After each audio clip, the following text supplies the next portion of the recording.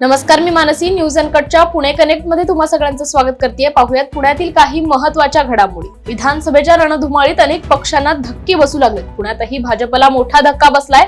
हडपसर, वडगाव शेरी, धनकवडी भागातून भाजपच्या पदाधिकाऱ्यांनी पक्षाला रामराम ठोकलाय. विशेष म्हणजे एकाच वेळी 5 पदाधिकाऱ्यांनी शरद पवार गटात प्रवेश केलाय.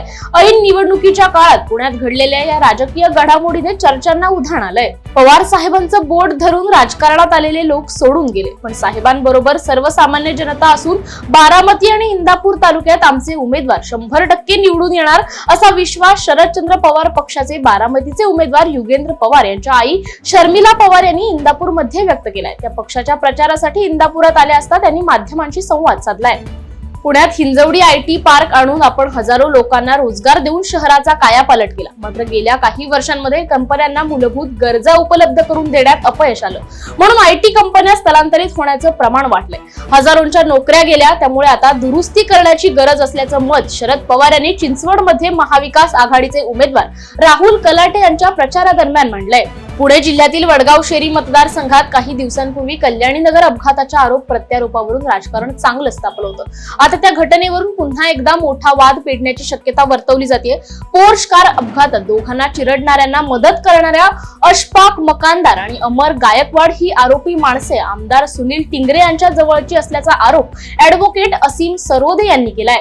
राज्यात निवडणुकांची प्रचार सभा मोठ्या प्रमाणावर सुरू आहे. मावळमध्ये प्रचार सभेदरम्यान आमच्या विरोधात वार्तांकन का करतेस असा जाब विचारत महिला पत्रकाराला जीवे मारण्याची धमकी दिल्याचा धक्कादायक प्रकार समोर आलाय. या प्रकरणी मावळ विधानसभा मतदारसंघातील महाविकास आघाडी पुरस्कृत अपक्ष उमेदवाराच्या 2 नातेवाईकांसह 4 विरोधात लोणावळा पोलीस ठाण्यात गुन्हा दाखल करण्यात आलाय.